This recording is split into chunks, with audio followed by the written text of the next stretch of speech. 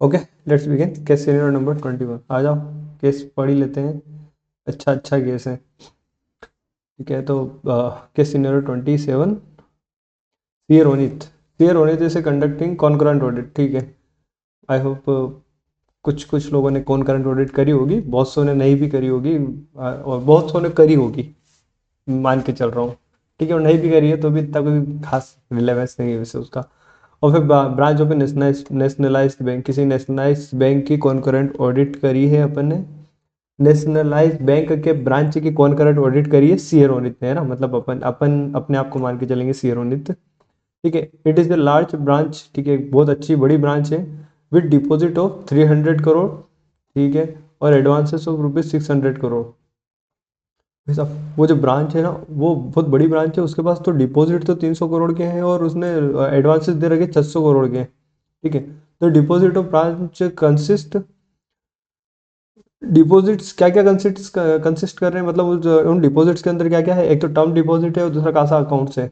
ठीक है, तो एक तो टर्म डिपॉजिट्स है अलोंग विथ कासा डिपॉजिट्स। ठीक है, कासा डिपॉजिट्स पता होगा सबको, है ना, current account, saving account, CASA. ठीक है, मैं मान के चल रहा हूँ कासा पता होगा। ठीक है, और नहीं भी पता है मैं बता रहा हूँ, current account, saving account. Saving account जो जनरली अपन बनवाते हैं, और करेंट अकाउंट जो बिजनेसमैन लोग बनवाते हैं। ठीक है, it is an old branch, have been operation since early 80s। ठीक है भैया, मतलब 80s के टाइम से चल रही है ये ब्रांच। मतलब 1980 में कहीं बनी होगी, मतलब बहुत पुरानी हो गई। अगर आज के करंट सीनियर 2025 के हिसाब से अगर देखा जाए, तो 25 साल तो ये, और 20 साल वो, 45 ईयर्स बैक ये मतलब चल रही है। 80s के टाइम से, है ना, 1980s के हिसाब से अपन समझते हैं इसको। तो 80s के टाइम से अगर ये चल रही है, तो क्या है ना कि यहाँ पे ऐसे बहुत सारे लोग होंगे ना, जिनका क्या है ना कि अकाउंट उन्होंने 1980s के बाद ओपन करवाया होगा, 1981, 82, 83 में। और बहुत से लोग ऐसे होंगे जो 90s में, 20s में निपट गए होंगे, तो अब उनके अकाउंट पड़े हुए हैं ऐसे कि ऐसे ही। अब उसमें कोई हलचल ही नहीं हो रही है। मतलब समझ रहे होंगे ना, कोई जो बूढ़े लोग होंगे जिनका अकाउंट खुलवाया होगा तब किसी ने। ठीक है, तो अब वो लोग तो बेचारे अब मर गए होंगे, है ना, मतलब रहे नहीं होंगे। तो अब उनके अकाउंट क्या हो गए, इरेगुलराइज हो गए होंगे, मतलब पड़े पड़े डोरमेंट अकाउंट हो गए होंगे उनके। तो आगे पढ़ते अपन। There are many dormant deposit. जैसा कि मैंने तुमको बताया, बहुत सारे dormant deposit, saving and current and term deposits accounts. मतलब वो लोग अब या तो है ही नहीं, या मान लो कोई बाहर चले गए हैं, मतलब आउट ऑफ कंट्री चले गए हैं, या फिर वो जिन्होंने अकाउंट तब बनवाए होंगे तो भूल गए होंगे। ठीक है, फैमिली मेंबर्स में मान लो कि कुछ ऐसा हुआ होगा, सारे फैमिली मेंबर्स एक साथ कोरोना में निपट गए। तो अब कोरोना में निपट गए तो उनके अकाउंट तो डोरमेंट पड़े। अब फैमिली मेंबर्स का भी कोई फैमिली मेंबर आएगा, तो जाके फिर उसमें कुछ हलचल होगी अकाउंट में। तो एज पर सी ए रोहित के हिसाब से the following is the part of his duty. ठीक है, क्या following is the part of his duty, the following is the part of his duty of a concurrent auditor as regard to dormant deposit account of branch. ठीक है भैया, क्या क्या duty बता रहा है ये बता रहा है। ठीक है, following up with the account holder to ensure that status of account is remain active.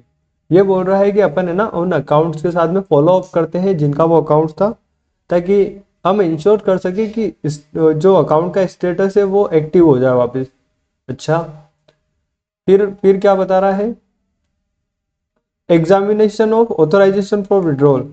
ठीक है, अगर कोई जो मतलब ऐसा डोरमेंट अकाउंट था ना, कि काफी टाइम से डोरमेंट पड़ा था, 5-6 सालों से, और अभी उसके विड्रॉल का अपन को पता चल रहा है कि भाई इसमें से पैसे कोई निकाल रहा है, तो पैसे कैसे निकाल लिए भाई, अकाउंट तो डोरमेंट पड़ा हुआ था। तो मतलब ये बंदा कौन आया जो पैसे निकाल रहा है, ये वही बंदा है कि जिसका अकाउंट था, या उसका कोई रिलेटिव है। ठीक है, ऐसे पता तो चलना चाहिए ना यार। तो एग्जामिनिंग ऑथराइजेशन फॉर विड्रॉल, तो अपन क्या है ना कि जब भी विड्रॉल ऑन होगा ना इनका, ये जो अकाउंट है डोरमेंट अकाउंट, तो अपन चेक करेंगे कि ऑथराइजेशन कैसा क्या है, किसने ऑथोराइज किया है इसके डोरमेंट अकाउंट के विड्रॉल को। तो अपन एग्जामिन कर देंगे ऑथराइजेशन फॉर विड्रॉल। ठीक है, फिर थर्ड क्या बोल रहा है कि हमारी क्या ड्यूटी होनी चाहिए कॉन्करेंट ऑर्डर की, verifying the dormant account are reviewed with appropriate authority. Dormant account को कौन रिव्यू करेगा, एक अप्रोप्रिएट अथॉरिटी रिव्यू करेगी। ठीक बात है। तो मतलब क्या है ना कि एग्जामिनेशन ऑफ रिकॉर्ड तो हमें करना है, वेरीफाई भी करना है, लेकिन ये जो फॉलोइंग अप है ना, अब मेरे को बताओ कि अगर किसी बैंक में जैसे 300 करोड़ की ब्रांच है, तो मान लो अगर वहाँ के 1000 अकाउंट भी पड़े हुए हैं डोरमेंट, तो हम किस किस का फॉलो अप करने बैठेंगे यार। और हम तो है ही कॉन्करेंट ऑडिटर, स्टेच्यूटरी ऑडिटर होते तो भी नहीं करते हैं ना। तो मतलब हम कॉन्करेंट ऑडिटर है, हम क्यों करेंगे ऐसे फालतू नाटक। ये तो बैंक वालों का काम है ना, बैंक वाले जाने और उनका काम जाने। फॉलो अप का काम अपना नहीं है कि डोरमेंट अकाउंट को एक्टिव करवाओ, वही वो जाने, जनता जनार्दन जाने। हम लोग हैं, हमारा काम क्या है, हम एग्जामिन कर देंगे, ऑथराइजेशन फॉर विड्रॉल को एग्जामिन करके देख लेंगे, वेरीफाई कर लेंगे कि डोरमेंट अकाउंट प्रॉपर्ली रिव्यू हो रहे हैं या नहीं हो रहे हैं अप्रोप्रिएट अथॉरिटी के थ्रू। ठीक है, तो मैंने बता दिया कि तीन में से कौन से दो प्रोसीजर अपने होंगे और एक नहीं होगा, है ना। फिर अपन आगे बढ़ते हैं केस स्टडी के अंदर। तो क्या हो रहा है रिसेंटली, ठीक है, रिसेंटली द टॉप मैनेजमेंट, अरे अरे अरे, the top management of a bank has been pursuing the aggressive target opening CASA account deposit. ठीक है, मतलब बैंक में टारगेट मिलता है ना, कासा अकाउंट ओपन करवाओ, लोगों के डिपॉजिट डलवाओ। ठीक है, मतलब लोगों की डिपॉजिट क्या, तुम पता होगा ना, जो अच्छी अच्छी बड़ी बड़ी बैंक्स हैं, तो वो उनका मतलब अकाउंट ही ओपन होता है 4-4 5-5 हज़ार रुपये से। ठीक है, 5000 मेंटेनेंस वाला अमाउंट पड़ा रहता है और उसके ऊपर का अपन ऐसे यूज़ कर सकते हैं। तो वो वैसे, तो वो क्या है ना कि वो कह रहे हैं बैंक्स को, टॉप मैनेजमेंट, कि भैया कासा अकाउंट्स ओपन करवाओ आप, है ना, मैक्सिमम कासा अकाउंट्स ओपन कराओ। He wants to ensure that CASA deposit account open by the branch during his term comply with KYC no. तो भाई ये जो अपना जो ऑडिटर गया है, कॉन्करेंट ऑडिटर, ये क्या है ना कि इंश्योर करना चाहता है कि जो कासा अकाउंट जो ये अच्छा धड़ल्ले से ओपन कर रहे हैं ना, तो इनमें केवाईसी नॉर्म बराबर हो रखा है। ठीक है, कोई दिक्कत वाली बात नहीं है। फिर अपन आगे आते हैं केस स्टडी के अंदर। केस स्टडी के अंदर आगे आते हैं, during the concurrent audit of a particular month, किसी एक पर्टिकुलर मंथ की अपन ऑडिट कर रहे थे, Rajan discover that temporary our limits were granted to few borrowers availing cash credit facility up to 20% of respective their sanction limit. अरे ठीक है, आजा। ठीक है, इसका मतलब मैं समझाता हूँ कि जब अपन किसी एक मंथ की अपन जब ऑडिट कर रहे थे, कॉर्पोरेट ऑडिट, तो हमें पता चला है कि जो टेम्परेरी अवर लिमिट्स है, मतलब क्या है ना कि एक तो बैंक ने लिमिट प्रोवाइड करवा रखी थी, उसके ऊपर क्या किया है कि जो कैश क्रेडिट लिमिट के ऊपर उसने 20% एक एडिशनल लिमिट और दे दी। जैसे मान लो किसी की 1 करोड़ की लिमिट थी, है ना, 1 करोड़ के लोन की, कि भैया आप 1 करोड़ तक का लोन आप उठा लो, कोई दिक्कत वाली बात नहीं है। तो भाई साहब ने 1 करोड़ की जगह कैश क्रेडिट लिमिट में से 1 करोड़ 20 लाख का निकाल लिया। ठीक है, और इन्होंने सेंक्शन भी कर दिया बैंक ने। तो ये क्या ना, ये जो 20 लाख की जो लिमिट है अपर वाली, ये है इनकी टेम्परेरी लिमिट, है ना। तो ये टेम्परेरी लिमिट तो क्या है ना कि ये वापस शॉर्ट टर्म के लिए, तो एकदम इमीडिएट वापस ले लेंगे, और मतलब सामने वाला बंदा भी इमीडिएट दे देगा, उसको क्या है ना शॉर्ट टर्म के लिए नीड होगी। बिल्कुल कि भैया एक 10-15 दिन के लिए चाहिए, तो अभी निकाल लिया वापस डाल देंगे, 10-15 दिन में आने वाले होंगे। Granting such our limits fall with in the power of chief manager of the branch. मतलब चीफ मैनेजर, अपन एक मैनेजर मान के चल लेते हैं कि ये जो ग्रांटिंग लिमिट रहती है 20% वाली, जो आवर कैश क्रेडिट लिमिट है, कैश क्रेडिट लिमिट के ऊपर 20% जो लिमिट है, ये ब्रांच का जो मैनेजर है वो सैंक्शन कर सकता है। ठीक है, तो कोई दिक्कत नहीं है। He also notices that the temporary overdraft are allowed to few customer with their current account. मतलब जिनका करंट अकाउंट है उनमें से कुछ फ्यू कस्टमर्स है, उनको टेम्परेरी ओवरड्राफ्ट लिमिट अपन ने दे रखी है। However, granting this temporary overdraft also falls under the chief manager delegated power। ठीक है, ये भी क्या है ना कि ये भी मैनेजर की पावर के अंदर है, वो दे सकता है, तो कोई दिक्कत ही नहीं है। Temporary over limits and overdraft as discussed above have been adjusted and paid before the end of the month. जो भी अपन ये टेम्परेरी ओवर लिमिट्स देते हैं ना, मतलब जो 20% वाली या फिर जो करंट अकाउंट्स के ऊपर अपन ने लिमिट दी है, टेम्परेरी लिमिट, तो वो क्या है ना कि वो एडजस्ट हो जाती है महीने के ख़त्म होने से पहले। मतलब किसी पर्टिकुलर मंथ के अंदर वो लिमिट्स को एक्सरसाइज करते हैं और उसी महीने के एंड से पहले वापस पैसा डाल देते हैं अकाउंट में। ठीक है, तो वापस पैसा बैंक के पास आ जाता है, तो कोई दिक्कत नहीं है, हो सकता है ऐसा। और ये लिमिट दे रखी, मतलब क्या है ना कि ब्रांच मैनेजर के पास में ये ऑथोरिटी है कि वो कर सकता है ये। फिर अपन आ जाते हैं additionally Rajan observe that the branch has sanctioned 7 fresh advances. Rajan ने क्या ऑब्जर्व किया है कि 7 नए एडवांस दिए, मतलब 7 अलग अलग लोगों को दिए होंगे, ये मान के चलो, जिनका अमाउंट एग्रीगेटिंग कितना हो रहा है, 15 करोड़ रुपए, with in chief manager power. जो कि चीफ मैनेजर के पावर के अंदर थे, मतलब मैनेजर सैंक्शन कर सकता था। And in confirmative with bank norms, और ये जो अमाउंट दिया है और ये जिन लोगों को दिया है वो बैंक नॉर्म्स के हिसाब से कंफर्म है, कोई दिक्कत वाली बात नहीं है। ठीक है, तो बैंक नॉर्म के हिसाब से दे दिया, कोई दिक्कत ही नहीं है। All this sanction advances pertain to same industry. अब ये जितने भी अपन ने 15 करोड़ रुपए 7 लोगों को दिए ना, अब ये 7 ही लोग एक ही जगह काम करते हैं, एक ही टाइप की इंडस्ट्री में। और वो इंडस्ट्री इन्होंने कौन सी बनाई है? Jute mills manufacturing jute sex, ठीक है, सेक्स।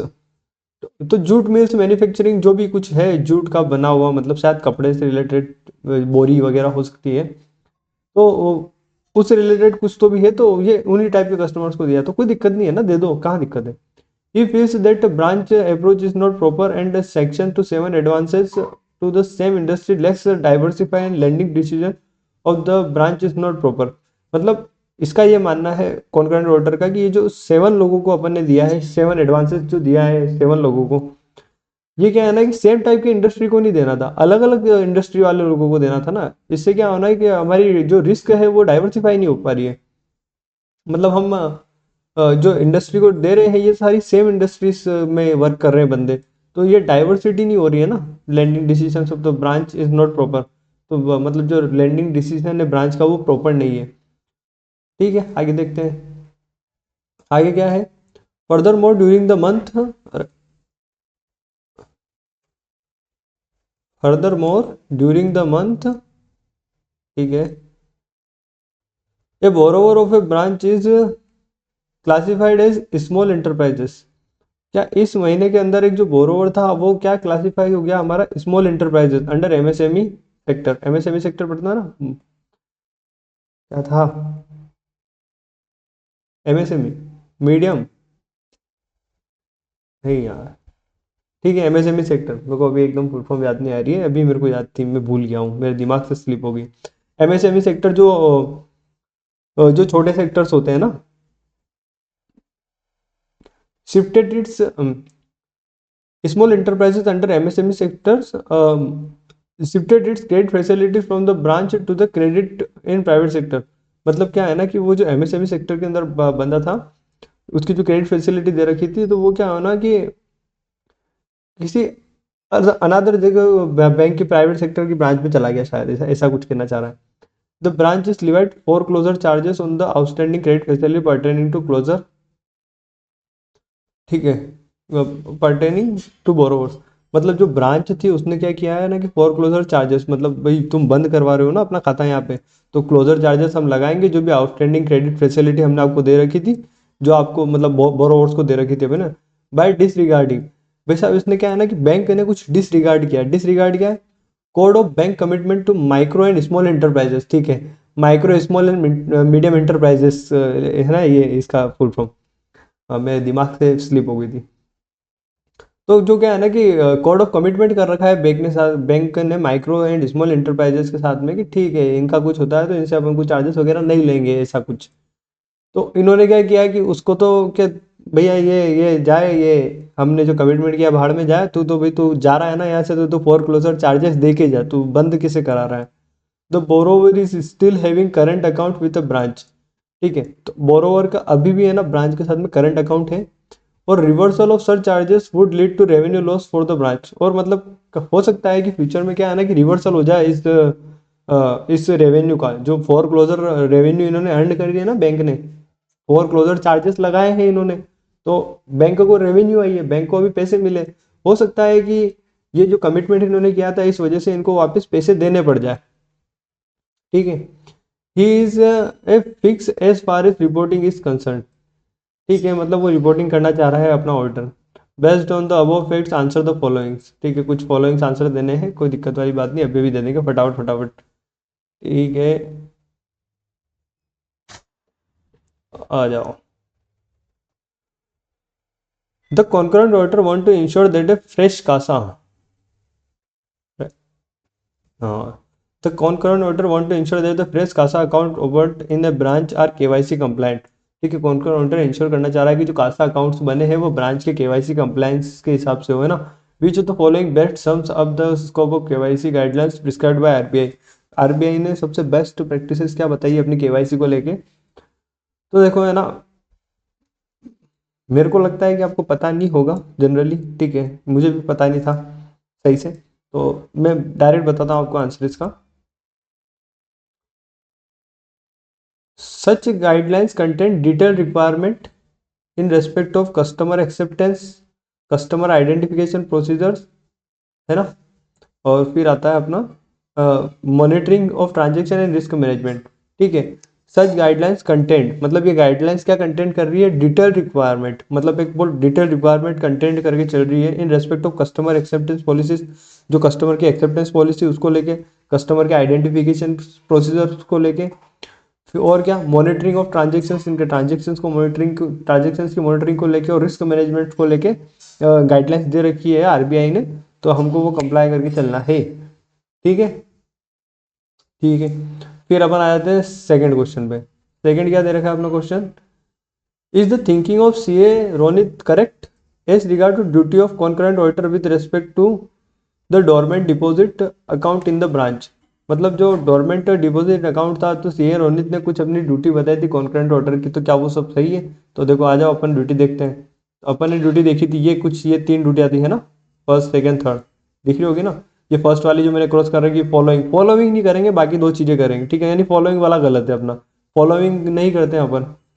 तो आ जाओ इसमें, the thinking of CA Ronit is correct, कैसे करेक्ट, अभी इनकरेक्ट, इनकरेक्ट।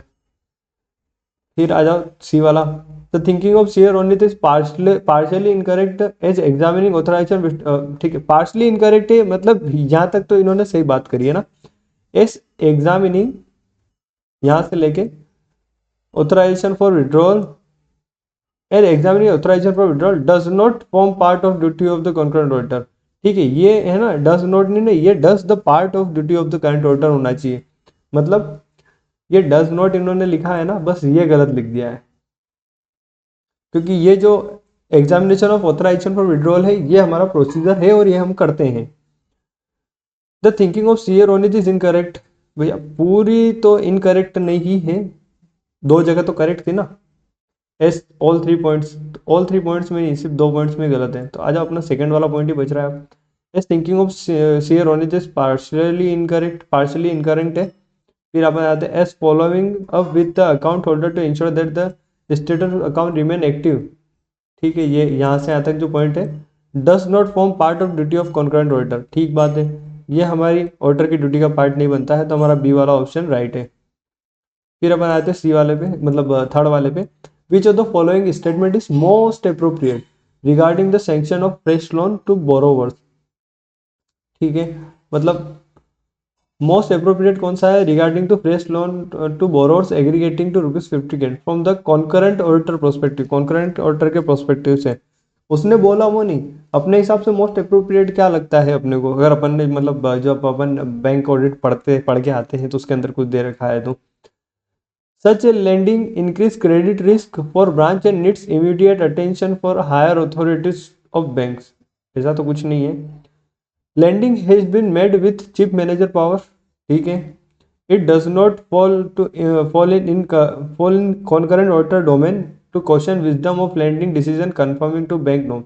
देखो ऐसा है ना, अब बैंक किसको लोन दे सकती है और किसको लोन नहीं दे सकती, ये अपन डिसाइड नहीं कर सकते, ये तो है ना भैया ब्रांच का काम है ना यार, उसका काम है लोन देना, वो तो वो काम करेगी ना। अब यार वो काम भी अगर अपन उसको बताएंगे कि तू इन बंदों को लोन दे, विजय माल्या को मत दे, बैंक बोल देगी कि यार आप अपना काम करो यार, हमें हमको पता है ना हमको कहाँ से मतलब अपना वो बिजनेस लेके आना है, ठीक है, अगर अब आप हमको बताने लगोगे कि हम किसको लोन दे और किसको नहीं दे, तो हो गया कल्याण ऐसे तो फिर एक काम करोगे आप ही आके बैठ जाओ यहाँ पे, ठीक है। तो lending has been made with the chief manager power, it does not fall under the concurrent auditor domain, मतलब कॉन्करेंट ऑडिटर के डोमेन में नहीं आता, इन्होंने दे दिया है, उसके बाद में अपन चेकिंग कर सकते हैं केवाईसी वगैरह, ठीक है।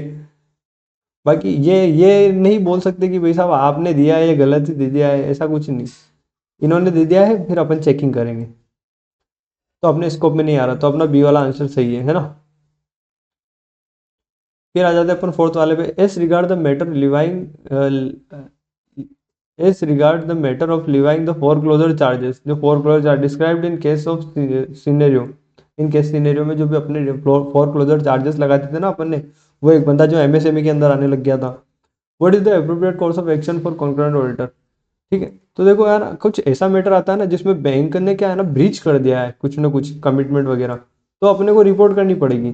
तो the matter should be reported even though it would lead to revenue loss for branch. मतलब क्या है ना कि इस वजह से अगर रेवेन्यू का लॉस हो रहा है ब्रांच को तो कोई बात नहीं, पर मैटर तो अपन को रिपोर्ट करना पड़ेगा ना यार ऐसा। ठीक है कि बैंक ने अपनी कमिटमेंट से मुंह मोड़ लिया है ऐसा। The matter should not reported, गलत है। The matter should be reported only to disregard of court without highlighting revenue impact. ऐसा कुछ नहीं है अपने पास में, अपन को रिपोर्ट करना।